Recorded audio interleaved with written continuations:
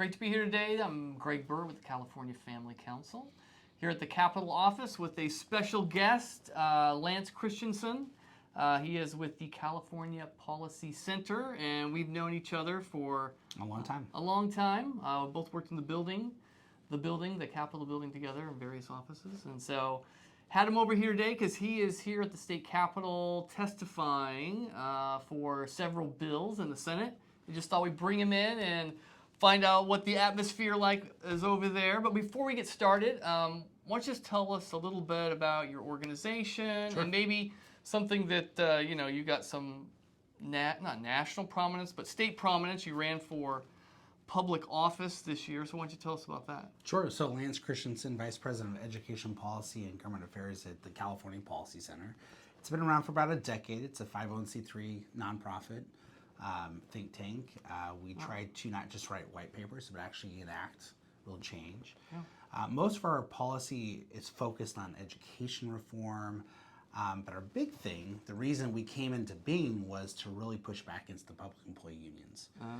They have so much power, as you know, that they really control everything in the state. And so one of our big projects, we call it the Janus Project, which actually helps public employees leave their union. And includes teachers, janitors, police officers, firefighters, anybody who belongs or who works for the government, who belongs to a government union, can leave under the Janus decision from the Supreme Court in 2018. And so what we're finding is if you have a public employee that spends about $1,000 a year in dues, and that can vary, police will pay more, teachers will pay probably around that or less. Yeah. If they're paying $1,000 a year, think about the 1.4 to 1.7 million public employees in the state. It's a lot of cash that goes into campaigns and advocacy and politicking and lobbying.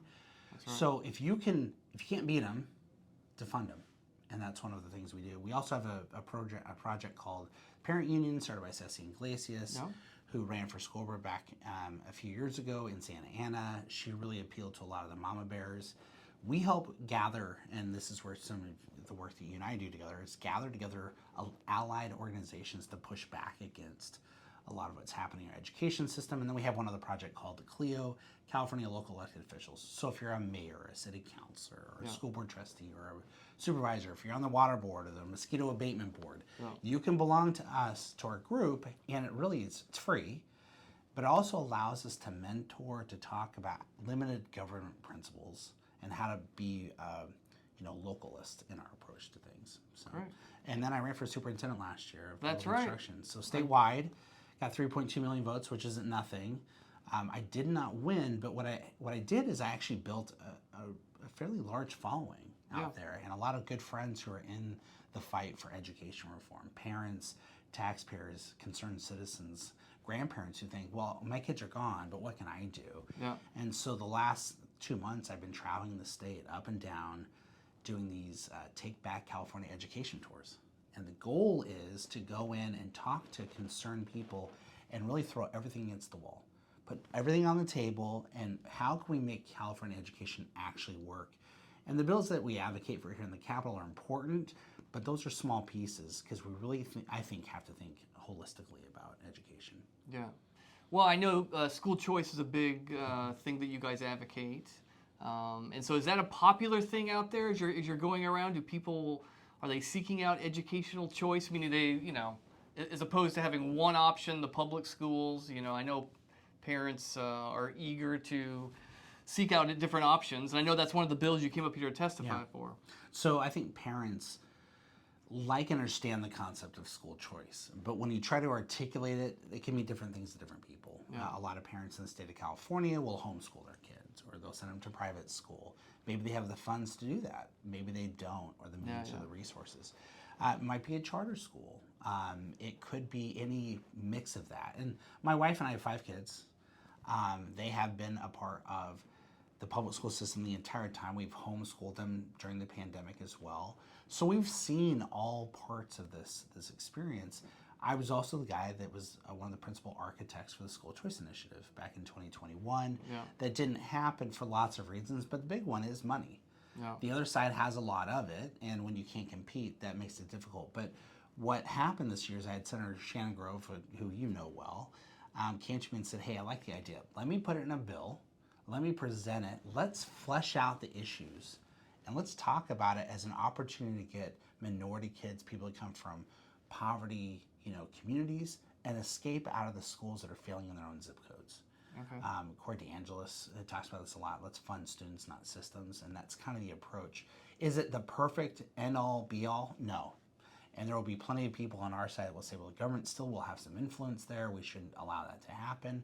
I understand, I hear them, but I think it's important for us to at least be at the table to have these conversations, because in Sacramento, they want to take every parental right we have, and they are hungry to do it right now. That's right. And so you came up with this bill, I think it was SB 292, is that right? Uh-huh. And so that's what you were testifying for in Today. the Senate Education Committee today. So tell us a little bit about this bill, and maybe the reaction to your testimony and what the legislators said. So it's SB 292, which you just said by Shannon Grove. The bill basically creates an education savings account. So it's not a voucher program. A voucher program, we'd take the money, you'd give it directly to the school. This, we create an account for every student who wants to participate. It's an opt-in thing. Okay. If you want to go to your public schools or charter schools, you can continue to do that. Nothing changes there. Okay. But if you decide, hey, I'd like to hit another alternative, a private school, and really advance my child's education, you would develop an account for that kid that every year would get $17,000 into that account. $17,000. Right now, the state of California is spending $22,893 per pupil. Wow. That's total spending. And the average private school in the state of California, and this is accounting for all of them, is about $14,000 per kid. Most of them are somewhere around the $8,000 to $9,000 range. So imagine if you got $17,000, you could pay tuition, you could buy a new computer, you can make sure you have transportation to and from school, you can make sure that there might be some child care issues you've got to take care of. This money could go a long way, especially for poor and middle class people that don't have the means to send their kids to private school to do so. A lot of people will say, well, listen, I don't want that because the government's not allowed to spend money on a religious school. Well, actually, the Supreme Court in 2020 and 22 had two decisions that said, yes, actually public money can go that direction. And if you think about it, it already does. We have Cal grants, we have Pell grants. That's right. For higher education, it happens, and it happens for preschool too. Where it doesn't happen, K through 12. Why? 3 letters, CTA. And if the unions can keep that option off California the table. Teachers Association, Correct. for those who don't know what It's the teachers union. Yeah. And again, I would really want to quickly make the distinction. I love teachers, was a 4th grade teacher, tons of friends that are teachers. The teachers are wonderful. The union is not the teachers. The union is a political organization meant to really push and advocate for the teachers exclusively at their behest, but also to ignore a lot of the needs of parents and children. Yeah. And so part of what we're trying to do with this account is that every year that money piles in, you spend it according to what you need for education purposes. Okay. And there's a lot of safeguards to this. And then any money left over at the end can be used to pay for college. So it's kind of it's not only an account to use right now, but it's a savings account for future education opportunities. Well, I mean, that sounds like a dream for every family who's ever struggled to pay for education expenses, especially if you want to go private school, because private school is expensive, right? And that was generally the school choice amendment that was trying to get signatures.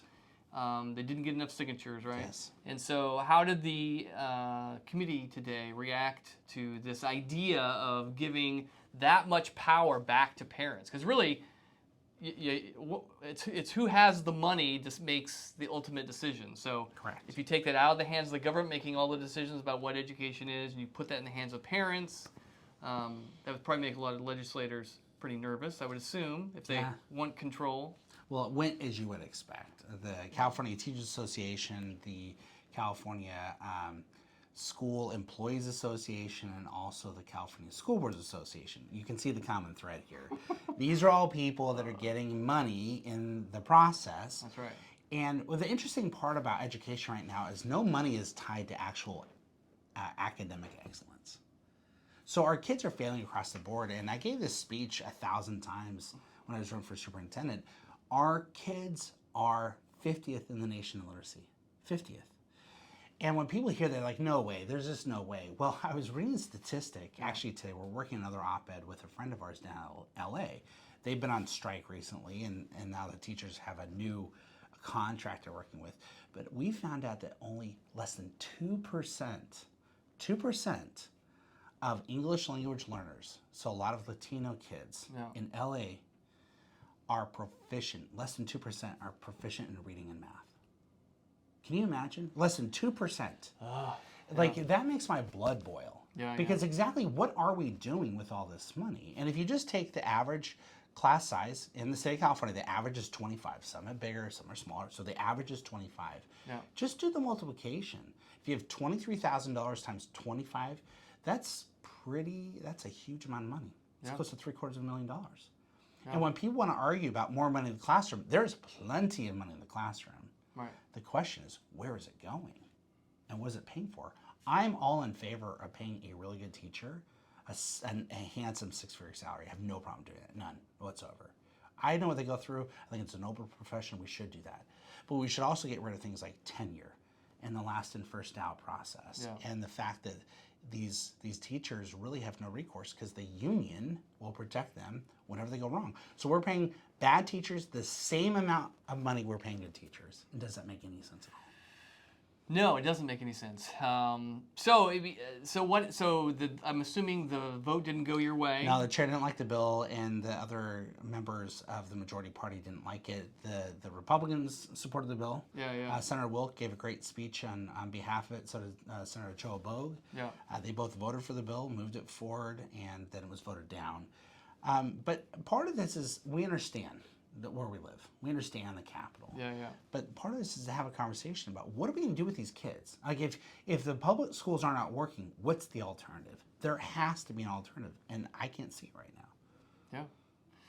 Well, I know there are some other bills that you had up today that you testified on. SB 5, something called the Blaine Amendments. For those who don't know what the heck a Blaine Amendment is, why don't you explain that? So the Blaine Amendments, this is kind of an old-time thing, but there was a United States senator who didn't like money going to Catholic schools, and so he basically said, listen, you can't do this. And in 28 states across the country, they passed a constitutional amendment to prohibit public funds going to private schools. Remember, back in the 1860s and 70s, when our public schools really started to bloom and blossom, most public schools were actually private Christian schools. Oh, is that right? Most of them were, because that's where the church was open, right? And you would usually have a woman who was a teacher in the area, and she would teach at the church. You didn't have to build a new school building necessarily. And so that happened a lot, and the kids would have to pay a tuition to get in. And so there's this question, well, you had a lot of Catholic animosity between the different, denominations and sects. And I think largely most of that stuff is gone these days. But back then it was very real. And California is one of those states. And so we still have it on the books, even after these two Supreme Court decisions. One was Espinoza v. Montana. And then what year was last year, that was in 2020. Okay. And then just last year was Carson v. Mencken up in Maine, which said the exact same thing. If you don't have any other options, it's all right for your money to go to a religious private school, because you're not paying kids to become priests or nuns. It's a religious school that's still teaching them their ABCs and their literacy and all that kind of stuff. That's right. Tell us about what this bill was doing. So this would have got so people in California understand. Right? I mean, because most people don't realize that state money can actually go to a religious-based school. Well, the Supreme Court said yes, right? Yes, twice. And so what was happening in Maine is if you lived in a rural area where there was not an accessible public school, but there was a private school, then you had to pay for that kid's education.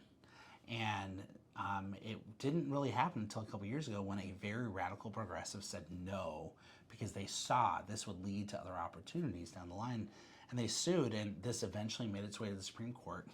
In the first case, the Espinoza v. Montana measure was kind of that first foray into it, because the same thing happened in Montana, where a mom just needed some options there.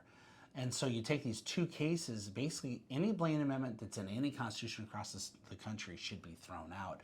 This is what we were trying to do with SCA 5. And then this would also help advance an education savings account. So they kind of work together. And since one didn't pass, the other one didn't pass as well. But we'll keep at it. All right. And so this, I guess they didn't like this one, even though it's not even being enforced. Same song, different verse. Yeah. Yeah. And then the last bill that you introduced, they actually did like. They did. So congratulations. You must have said something that I'm pretty magical. changed their mind. Yeah, I'm pretty persuasive, as you can tell. SB 293. So what was this about? So last year, it was interesting as I was running for superintendent. This is where it gets a little political. A lot of the newspapers who rely on public data from the Department of Education weren't getting test scores from the department. Why? They were terrible. They were really bad. And who was running for election? The superintendent of public instruction, Tony Thurmond. So he buried the results and was going to put them out after the election. Conveniently. So, conveniently. But the problem is most of these scores are not just some random scores. They actually use these for assessments to help kids to kind of rejigger, whatever the sort of lessons they're getting. If they need more fluency in different places, maybe they need more reading attention or math. They can take these scores and use them, but if you don't get them back until later and they come back when they've already matriculated or graduated and gone to the next grade, you've wasted a whole year. Yeah. And so this really holds kids back, and so it's a common sense bill. In fact, we had a lot of people that opposed us on these other bills came up and supported us on this one. Well, great. And basically it just says, listen, every year the superintendent and the department has to put these out on this date, period. So we'll hope to continue to build out an accountability structure for this kind of data. Great. Well, I appreciate you coming up here and fighting for education choice. That's a big issue that we're concerned about. Parents should be the ones directing the education of kids and passing their own values onto their kids. And you can't do that if you don't have control of education. So Absolutely right. So appreciate you being here. Any parting words you want to give to our audience about, No, I think there's hope. And a lot of parents hear these things and think it's just terrible in Sacramento, and it is. It's a dummy place. It's a different feel than when you and I worked in the Capitol. But there's hope because I'm seeing a lot of parents rise up as I travel the state. So if you're looking at this, you can't just say, my kids are through, they got theirs, we move on. Yeah. You've got to start to get engaged in your community. You've got to support the work that we're doing up here. It can be very lonely up here. But if we know that there are thousands of people behind us, there are more of them with us than with the other side. That's right. Then it's comforting. And I think that's the sort of thing that we need to hear. We need to hear from people. We need to hear the encouragement, but we also need them to tell their family, friends, and neighbors that there's hope. That's right. So that's what I push every single day. Sounds good. Appreciate being with us. Anytime. Thanks, everybody.